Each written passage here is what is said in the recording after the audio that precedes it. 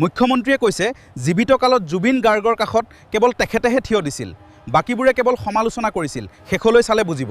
অধ্যক্ষ মহোদয়, মই গৌৰৱেৰে কম আৰু মই আজিও অত্যন্ত গৌৰৱেৰে কম, নিৰ্বাচনৰ পিছত জুবিনৰ জীৱন পৰিক্ৰমাত যেতিয়াই জুবিনক আজি জুবিনৰ নাম লৈ ৰাজনীতি কৰিব বিচৰাসকলে যেতিয়া জুবিনক সমালোচনা কৰিছিল, ব্যক্তিগতভাৱে তেওঁৰ লগত মই সদায় থিয় হৈ আছিলোঁ।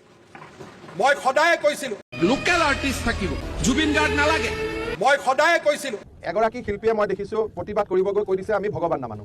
এতিয়া আমিতো ভগৱান মানুহ, গতিকে অসমৰ মানুহ আৰু তেওঁলোকৰ লাইন একে আছে নে নাই? মই সদায় কৈছিলোঁ অসমৰ মানুহক কি শিকোৱা হৈছে? এই শুৱালকুছিটো আন্দোলন হৈছিল, অসম আন্দোলন আমি দেখিছিলোঁ। কেতিয়াৰ পৰা মঞ্চৰ পৰা কাকো কোৱা হোৱা নাছিল যে মই কে বুলি কম, আপোনালোকে বেয়া শব্দ এটা ক'ব। মই সদায় কৈছিলোঁ মোৰ ধৰ্ম নাই, সেয়া কি আন্দোলন? মোৰ কোনো ভগৱান নাই। কোনোবাই ক'ব মোৰ ভগৱান নাই, সেয়া কি আন্দোলন? মই সদায় কৈছিলোঁ যিমান সোনকালে পৰা যায় জুবিন গাৰ্গক ধৰি অনাৰ, চোঁচৰাই অনাৰ প্ৰয়াস মুখ্যমন্ত্ৰী হিমন্ত বিশ্ব শৰ্মা ডাঙৰীয়াই কৰিব।